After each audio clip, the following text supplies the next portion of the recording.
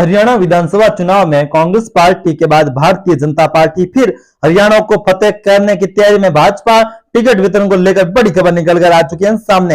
हरियाणा में तीसरी बार पूर्व बहुमत की सरकार बनाने के लिए भाजपा और रणनीतिकार पूरी जान से रणनीति में जुट चुके हैं। एक के बाद एक हो रहे बैठकों में जहां कांग्रेस के हमला का जवाब देने की तैयारी की जा रही है, तो वहीं संघ के साथ तालमेल बढ़ाकर जीता हुआ चेहरे को तलाश में की जा रही है भारतीय जनता पार्टी बड़ी। जी दोस्तों, सत्ता विरोधी लहर का असर खत्म करने को पार्टी मौजूदा विधेयकों की भूमिका बदल सकती है। भाजपा किसी भी कोटे को ध्यान में रखते हुए बजाय जातीय समीकरण और पार्टी जीत की कसौटी पर खड़े उतरने वाले उम्मीदवारों को विधानसभा चुनाव में दाव भी खेलेगी। दोस्तों, कौन से विधायक का टिकट कटेगा, पूरी अपडेट आपके सामने हम रखेंगे।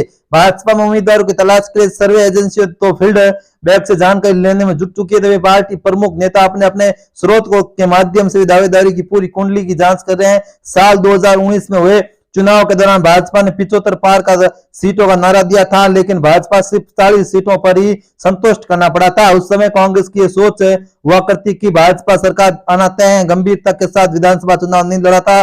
इस बार लोकसभा चुनाव के नतीजे भाजपा की उम्मीद के अनुरूप ही नहीं आए थे। उसी के बाद पूरी तरह से समीकरण बदल चुके हैं। राज्य की 10 लोकसभा सीटों पर 5 पर कांग्रेस जीती हुई थी, जबकि 5 पर ही चुनाव में भाजपा जीती थी। कुछ टिकट को आवंटन को लेकर दोनों ही दलों में तरह तरह की बात भी चल रही है, तो हरियाणा में पूरी तरह से समीकरण बदलने के प्रयास। भाजपा के रणनीतिकारों का मानना है कि यदि सिरसा, हिसार और सोनीपत लोकसभा सीटों पर टिकट का आवंटन पार्टी कार्यकर्ताओं की भावनाओं के अनुरूप हो जाता तो जीत के आंकड़े 8 विधानसभा सीटों पर पहुंच सकता था।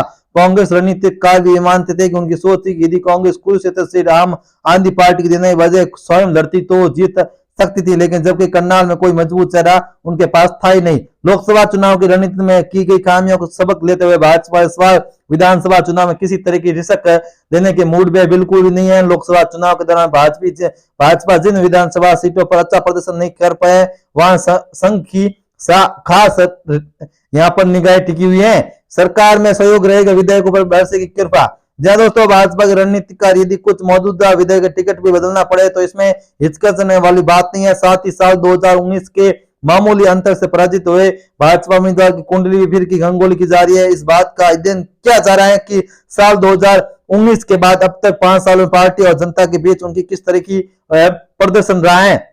यदि भाजपा संघ की कसौटी पर ऐसे उम्मीदवारों खड़े उतरते उन्हें टिकट दिया जा सकता है। पार्टी मौजूदा विधेयक रिपीट कार्ड की तैयार कर रही है।